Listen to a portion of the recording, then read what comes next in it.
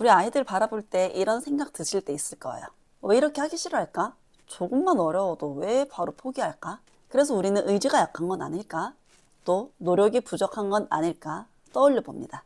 그런데 아동발달 전문가 입장에서 바라보면 이런 모습의 원인이 의지가 아니라 감정 상태인 경우가 더 많았습니다. 같은 과제를 제시했는데 어떤 아이는 재밌다라고 느끼고 집중 시간도 길고 기억에도 더 오래 남습니다. 반대로 긴장하거나 부담을 느끼면 아이의 뇌는 정보를 처리하기보다는 그 상황을 피하려고 합니다. 이렇게 아이의 성과를 갈라놓는 건 아이가 가진 능력 이전에 가장 먼저 그 순간 아이가 느끼는 감정이에요. 그래서 오늘 이 영상에서는 부모가 꼭 알고 있어야 할 아이의 배움 정서가 어떻게 만들어지는지, 그리고 아이가 과제 앞에서 조금 더 편안해지고 스스로 해보려는 마음이 생기도록 돕는 실전적이고 실질적인 부모 대화의 방향을 알려드릴 거예요. 아이의 감정이 바뀌면요, 아이의 배움 태도도 분명하게 바뀝니다. 우리 아이들은 조금 어려운 상황을 만났을 때 이게 학습인지 놀이인지 도전인지 실패인지 이런 정서를 먼저 느끼게 돼요. 즉 유아기의 발달은 정서, 몰입, 이해, 적용으로 이루어집니다. 어떤 과제든 이거 재밌겠다, 나 할 수 있겠다, 이거 나한테 진짜 안전한 환경이야, 이런 감정이 먼저 형성되어야 비로소 뇌는 문제 상황을 이해하고 해결할 준비가 되는 거죠. 이것이 바로 어린 시기 5에서 7세부터 다져줘야 할 학령 전기, 학령기 아동들에게 필수적인 학습 경험의 근본 철학입니다. 아이의 기술이나 능력을 향상시키는 것이 아니라 정서가 먼저 세팅되어야 한다는 겁니다. 여기서 중요한 게 바로 스트레스예요. 우리 아이들이 정말 많은 상황에서 스트레스를 받고 있다는 사실 알고 계신가요? 유아기의 스트레스는 우리가 생각하는 것보다 훨씬 빠르고 강하게 뇌를 멈춥니다. 갑자기 복잡한 레고 조립 설명서를 보고 멈추는 아이, 종이 접기를 하다가 조금만 어려운 방법이 나와도 짜증내는 아이, 문제를 틀리면 바로 감정이 폭발하는 아이, 문제를 끝까지 들으려 하지 않는 아이.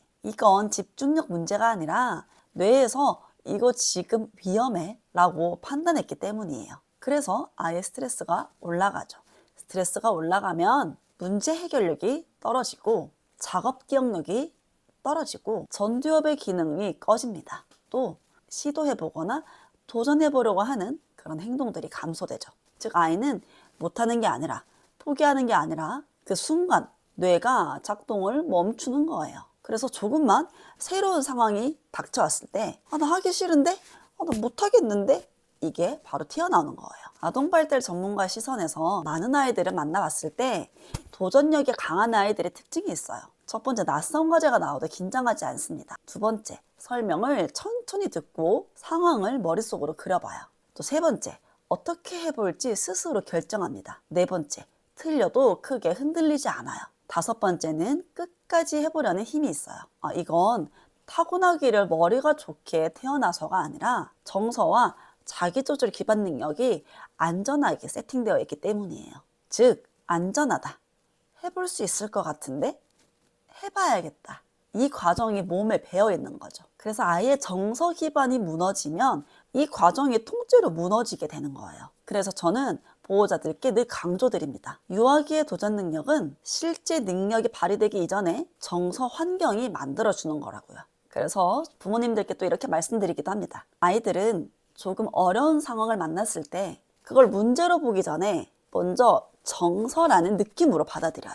그래서 지나친 평가나 부모의 감독, 또 발달 수준에 맞지 않는 성급한 진도, 이렇게 어린 시기에 맞지 않은 난이도는 모두 아이 뇌에게는 스트레스로 다가오게 됩니다. 그래서 정서가 지켜지지 않으면 아이는 아무리 쉬운 과제라도 시작도 못하고 포기해버리는 아이가 돼버리는 거죠. 그렇다면 질문이 생깁니다. 그럼 아이의 정서를 지키면서 도전하고 이해하고 스스로 해보려는 힘을 키우는 학습 구조는 어떻게 설계해야 할까? 부모가 옆에서 설명하는 방식도 아니고 문제집을 많이 풀게 하는 방식도 아니에요. 아이에게 안전하게 느껴지고 놀이의 흐름 속에서 몰입이 생기고 스스로 조작하고 이해해보고 작은 성공을 반복하고 이해하는 구조가 필요합니다. 사실 이런 얘기를 하다 보면 부모님들께서 꼭 이런 질문을 하십니다. 그럼 선생님은 직접 선생님 아이들에게 어떤 경험을 주고 계신가요? 저도 예비초등 아이를 키우는 부모고 아이에게서 가장 지키고 싶은 건 잘했느냐보다 하루를 어떤 감정으로 보내는지예요. 그래서 저는 아이와 매일 이 세 가지를 꾸준히 하고 있는데요. 아침에는 아이와 함께 짧게라도 큐티와 기도를 하면서 하루를 어떤 마음으로 시작할지 정리하고, 오늘도 잘하고 와 이게 아니라 너에게 주신 오늘 하루도 감사하며 잘 다녀와로 하루를 시작합니다. 그리고 하루를 마무리할 때는요, 자기 전에 오늘 고마웠던 일, 오늘 감사했던 일을 꼭 하나씩은 이야기하고 자요. 잘한 일이 아니라 작은 감사 하나, 이렇게 하루의 시작과 끝을 이 루틴으로 만들다 보니까 배움과 연결되는 경험도 같은 기준으로 선택하게 되는 거였어요.